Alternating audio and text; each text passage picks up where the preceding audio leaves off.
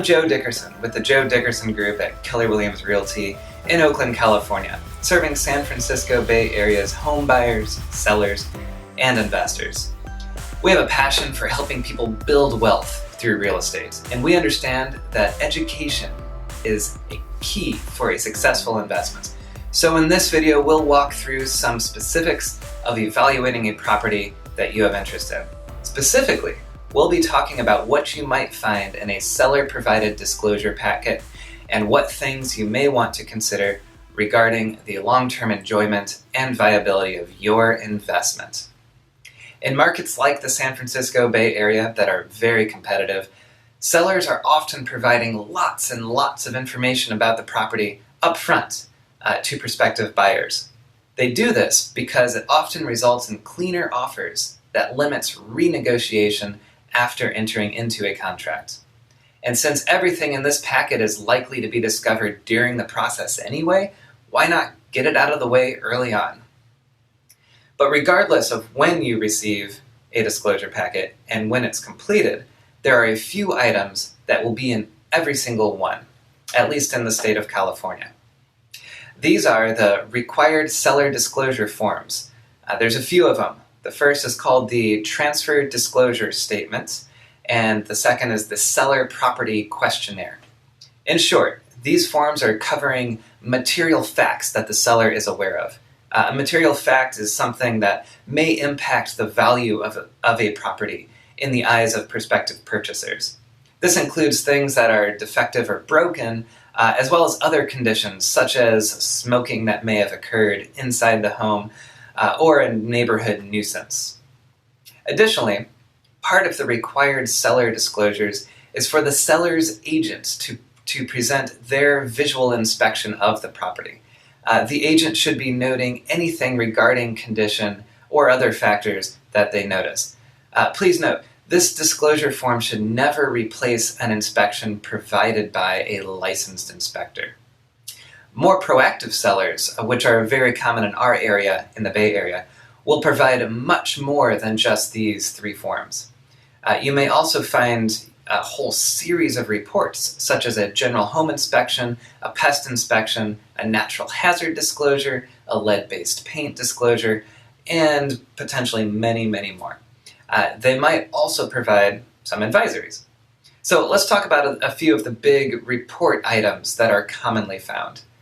The first I mentioned was the general home inspection. This report is produced by a licensed inspector who is a generalist when it comes to all conditions regarding physical aspects of the property. They are often retired contractors and will be looking at the systems as well as the structure of the property. They'll also note the condition of the roof, the foundation, appliances, electrical systems, plumbing systems, a furnace, HVAC, and much more. A lot more. They may also provide specific pieces of advice or needs for improvement, but just as often, they'll recommend having a specialist take a look. These home inspection reports will generally have a section dedicated to action items, or the things the inspector felt need immediate consideration. A pest inspector is a specialist. They are licensed and trained to inspect all things related to wood-destroying pests and organisms. The most common conditions are dry rot and termites, though they'll also note any discovery of wood-boring beetles, funguses, as well as conditions that are conducive to any of these pests appearing in the future. Additionally, most pest reports come with a detailed bid or estimate for correcting the conditions that they discovered. The pest reports are often broken into a few sections. Section 1 and 2 are most commonly discussed. 1 will contain all the active infestations, while Section 2 refers to conditions that, if left untreated, will eventually cause active infestations. It's also very important to take a look at Section 3, which will note items that are left for further inspection. The most common further inspection items that we highly recommend looking into relates to stucco buildings. There is no non-destructive way to inspect the condition of the wood framing that you might find behind stucco, yet by not inspecting it, owners open themselves up to the risk of the unknown. We've seen widespread rot that exists behind stucco that could cost you $100,000 or more to repair and remediate.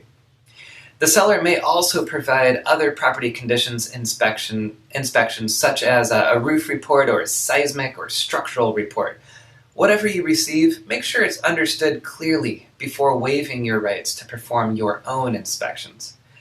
Beyond the reports on the property condition, you're likely to also receive a natural hazard disclosure.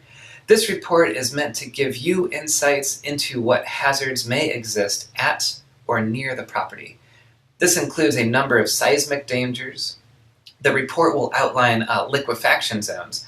Those are areas generally with sandy, saturated soils where, with forceful enough shaking, the ground can act like a liquid.